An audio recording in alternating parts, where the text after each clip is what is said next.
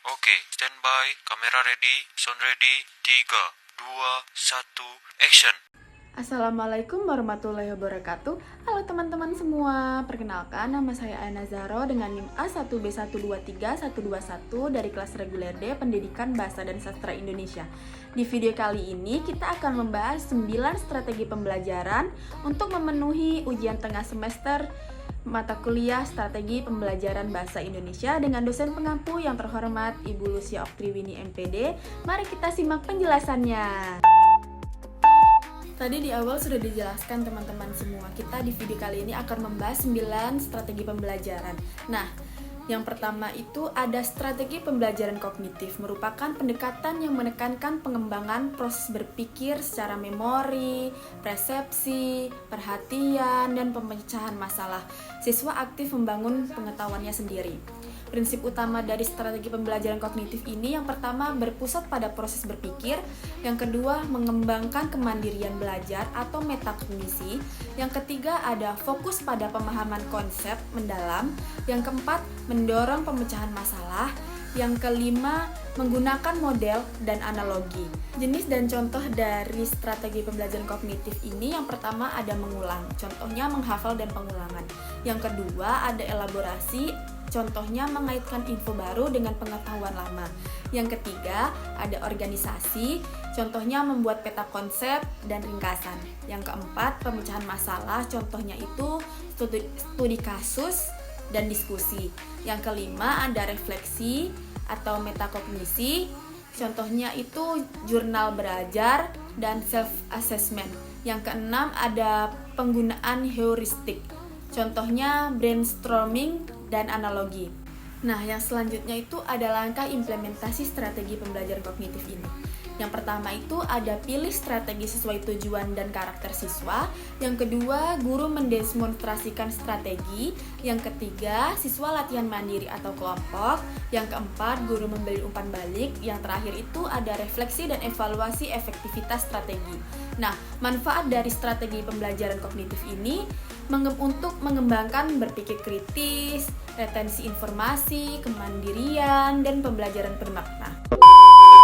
Yang kedua itu ada strategi pembelajaran afektif yang berfokus pada pengembangan emosi, sikap, nilai, minat, dan penyesuaian diri siswa.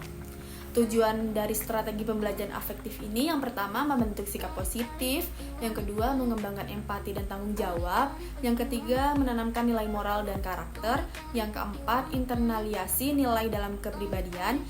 Nah, selanjutnya aspek dan kategori ranah efektif menurut taksonomi Bloom terdiri dari 5 tingkatan utama.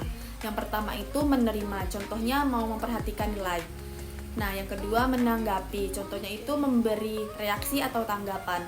Yang keempat itu menilai, contohnya menghargai nilai atau objek.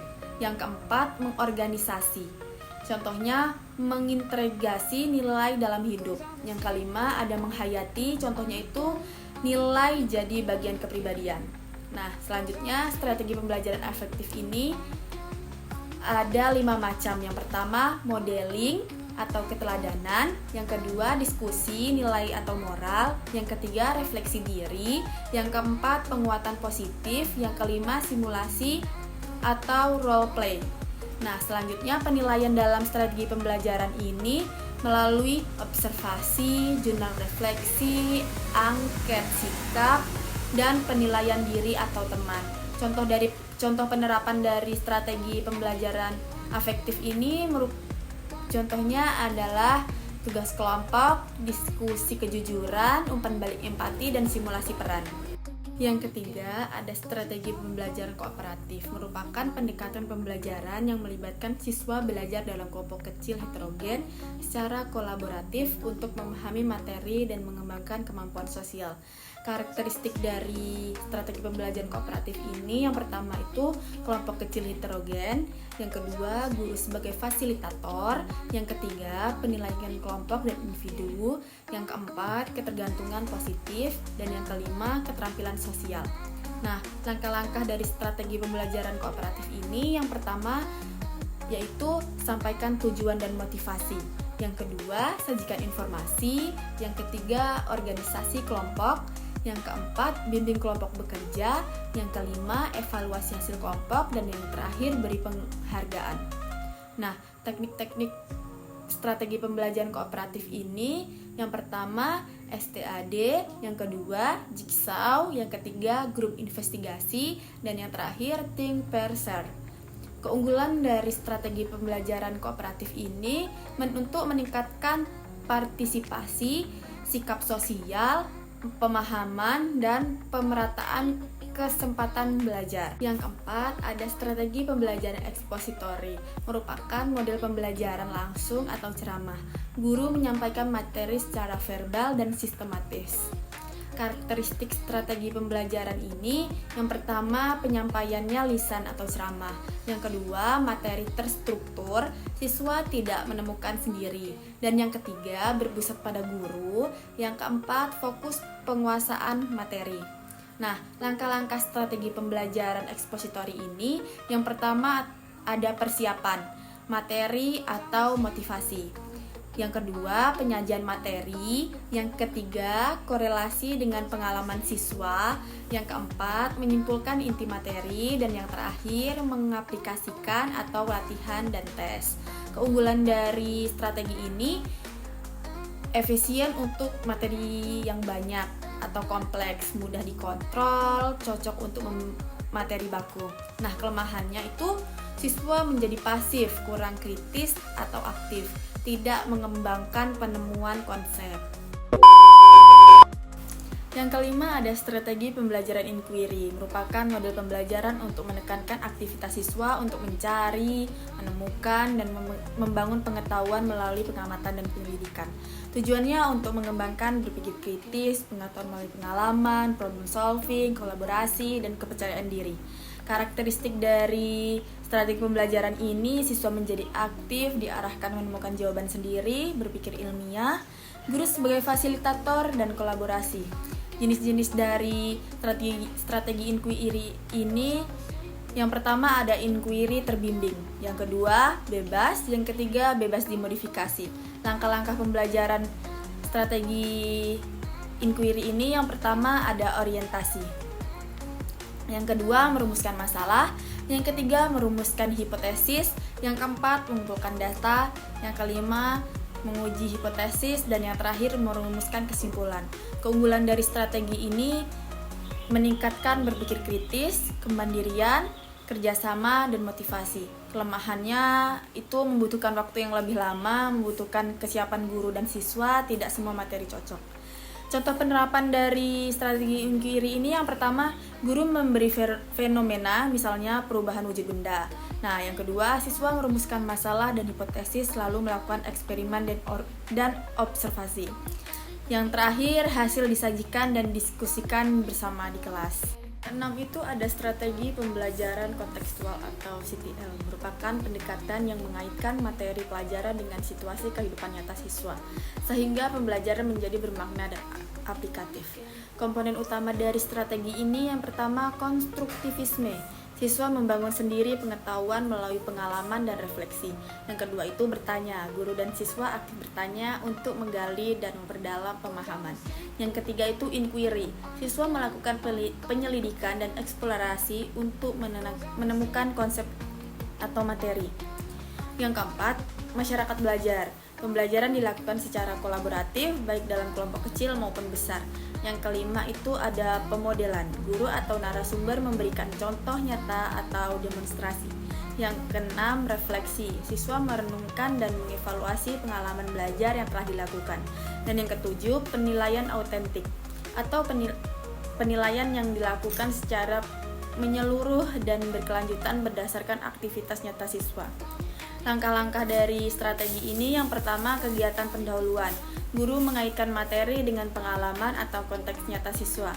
Yang kedua, kegiatan inti. Siswa melakukan observasi, diskusi, eksplorasi, dan presentasi hasil.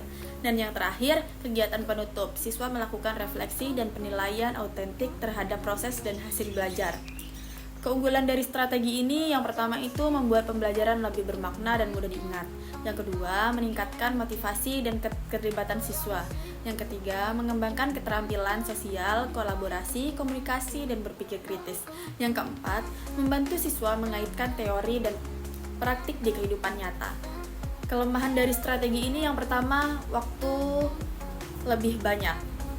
Yang kedua, guru harus kreatif merancang skenario pembelajaran. Contoh dari penerapan ini di pembelajaran IPA itu, siswa mengamati proses fotosintesis pada tanaman di lingkungan sekolah, lalu mendiskusikan hasil pengamatan dan mengaitkannya dengan materi di kelas.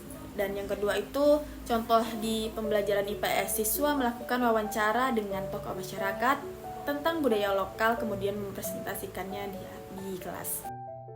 Yang ketujuh, ada strategi pembelajaran metakognitif, merupakan cara atau teknik yang digunakan siswa untuk mengatur, mengontrol, mengevaluasi proses belajarnya sendiri secara sadar dan sistematis, melibatkan kemampuan berpikir tentang cara berpikir, yang mencakup perencanaan, pemantauan, dan evaluasi terhadap aktivitas belajar. Komponen utama dari strategi ini, yang pertama itu perencanaan atau planning, merencanakan cara belajar, menentukan tujuan, memilih strategi, dan mengatur waktu. Yang kedua itu ada pemantauan atau monitoring, membantu proses belajar, mengecek pemahaman, mengawasi kemajuan, dan mengenali kesulitan. Yang ketiga itu ada evaluasi atau evaluation, mengevaluasi hasil belajar, menilai aktivitas strategi, dan merefleksikan proses belajar. Langkah-langkah implementasi dari strategi ini yang pertama, guru membimbing siswa merencanakan belajar atau tujuan dan strategi. Yang kedua, siswa memantau proses belajar, bertanya pada diri sendiri, dan cek pemahaman siswa. Yang ketiga, siswa mengevaluasi hasil belajar dan merefleksikan strategi yang digunakan. Yang keempat, guru memberikan umpan balik dan motivasi untuk mengembangkan metakognitif. Manfaat dari strategi ini yang pertama, membantu siswa menjadi pembelajar yang mandiri. Yang kedua, meningkatkan kemampuan berpikir tingkat tinggi atau HOTS. Yang ketiga, memudahkan siswa dalam memecahkan masalah dan menemukan solusi belajar. Yang keempat dan yang terakhir, meningkatkan kesadaran diri dan kontrol atas proses belajar. Langkah-langkah implementasi dari strategi ini yang pertama, membimbing siswa merencanakan belajar. Yang kedua, mendorong siswa memantau proses belajar. Yang ketiga, membantu siswa mengevaluasi hasil belajar. Yang keempat, memberikan umpan balik dan dukungan. Contoh penerapan dari strategi ini, misalnya, ketika siswa menghadapi soal sulit dan dalam pelajaran fisika, siswa melakukan refleksi dengan bertanya pada diri sendiri tentang bagaimana yang belum dipahami. Kemudian merencanakan untuk mempelajari kembali konsep dasar yang kurang didiskusi. Dan setelah belajar kembali, siswa memantau pemahamannya dengan mencoba mengerjakan soal serupa. Yang kedelapan, ada strategi pembelajaran berbasis masalah atau problem based learning atau PBL. Merupakan model pembelajaran yang menempatkan peserta didik sebagai pemecah masalah aktif dengan menghadapkan mereka dengan suatu masalah nyata yang relevan dengan materi pelajaran.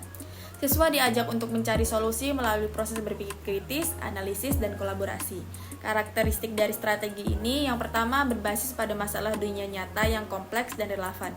Yang kedua, siswa aktif mencari, menganalisis, dan mengevaluasi informasi untuk menyelesaikan masalah. Yang ketiga, guru berperan sebagai fasilitator dan pembimbing. Yang keempat, proses pembelajaran berlangsung secara kolaboratif dalam kelompok kecil. Yang kelima, hasil pembelajaran berupa pemahaman konsep dan keterampilan berpikir. Tahap pelaksanaan dari strategi ini yang pertama, orientasi pada masalah. Contohnya, guru memperkenalkan masalah yang relevan dan memotivasi siswa. Yang kedua, perorganisasian siswa. Guru membentuk kelompok belajar dan membantu siswa mengorganisasi tugas. Yang ketiga, investigasi mandiri dan kelompok. Contohnya, siswa mencari informasi, diskusi, eksperimen, atau observasi. Yang keempat, pengembangan dan presentasi. Siswa menyusun hasil kerja dalam bentuk laporan, presentasi, atau produk lain. Yang kelima, analisis dan evaluasi. Contohnya, guru dan siswa bersama-sama merefleksikan proses dan hasil pembelajaran. Manfaat dari strategi ini yang pertama itu membantu siswa mengembangkan kemampuan berpikir tingkat tinggi atau analisis, sintesis, dan evaluasi. Yang kedua, meningkatkan motivasi dan keterlibatan aktif siswa. Yang ketiga, mengembangkan kemampuan belajar mandiri dan kolaboratif. Yang keempat, membekali siswa dengan keterampilan yang relevan untuk kehidupan nyata. Yang kelima, mendorong pemahaman konsep yang lebih mendalam. Contoh penerapan dari strategi ini, misalnya dalam pembelajaran IPA, guru memberikan masalah terkait pencemaran air di lingkungan sekitar. Siswa kemudian mengidentifikasi penyebab, mencari data tentang dampak pencemarannya, merancang solusi pencegahan, dan mempresentasikan hasilnya. Proses ini melibatkan diskusi kelompok, investigasi lapangan, dan refleksi bersama. Nah, yang kesembilan itu ada strategi pembelajaran berbasis proyek atau Project Based Learning atau juga PJBL. Merupakan metode pembelajaran yang menggunakan proyek atau kegiatan nyata sebagai media utama pembelajaran. Siswa aktif melakukan eksplorasi, investigasi, penilaian, dan sintesis informasi untuk menghasilkan produk atau hasil belajar yang bermakna dan aplikatif. Karakteristik dari strategi ini yang pertama, berfokus pada peserta didik. Yang kedua, pembelajaran berbasis proyek nyata dan relevan. Yang ketiga, mengembangkan partisipasi aktif, inisiatif, dan kemandirian siswa. Yang keempat, melatih kolaborasi, tanggung jawab, dan kemampuan mengakses serta mengelola informasi. Yang kelima, mendorong berpikir kritis dan kreatif siswa. Yang keenam, evaluasi melakukan secara berkelanjutan dengan refleksi dari peserta didik. Yang ketujuh, proyek menghasilkan produk atau output yang jelas dan terukur. Yang kedelapan, guru berperan sebagai fasilitator dan pendamping. Nah, langkah-langkah pelaksanaan dari strategi ini yang pertama itu memilih dan merumuskan proyek. Contohnya, guru dan siswa menentukan topik atau masalah proyek. Yang kedua, perencanaan proyek. Contohnya, siswa merencanakan langkah-langkah, pembagian tugas, sumber daya. Yang ketiga, pelaksanaan proyek. Siswa melakukan investigasi, eksperimen, pengumpulan data, dan pengolahan informasi. Yang keempat, penyajian hasil. Contohnya, siswa mempresentasikan hasil proyek dalam bentuk produk fisik, laporan, presentasi, atau karya lainnya. Dan yang terakhir itu ada refleksi dan evaluasi. Guru dan siswa melakukan evaluasi proses dan hasil proyek serta refleksi pembelajaran. Manfaat dari strategi ini yang pertama itu membantu siswa memahami konsep secara mendalam dan aplikatif. Yang kedua, meningkatkan motivasi dan keterlibatan siswa. Yang ketiga, melatih keterampilan abad ke-21 seperti kolaborasi, komunikasi, berpikir kritis, dan kreatif. Yang keempat, menghubungkan pembelajaran dengan konteks dunia nyata. Yang kelima dan yang terakhir, mengembangkan kemandirian dan rasa tanggung jawab siswa. Contoh penerapan dari strategi PJBL ini, contohnya itu dalam mata pelajaran prakarya. Siswa membuat mainan sebagai proyek. Mereka merencanakan bahan dan proses pembuatan, melakukan produksi, dan mendokumentasi hasil, serta mempresentasikan produk manisan yang dihasilkan. Proyek ini melibatkan kerjasama, pengelolaan sumber daya, dan penerapan pengetahuan praktis. Nah, itu tadi sedikit penjelasan dari 9 strategi pembelajaran yang saya sampaikan. Semoga teman-teman bisa mengerti apa yang saya sampaikan. Saya akhiri. Wassalamualaikum warahmatullahi wabarakatuh. Bye-bye. Sampai jumpa di next video.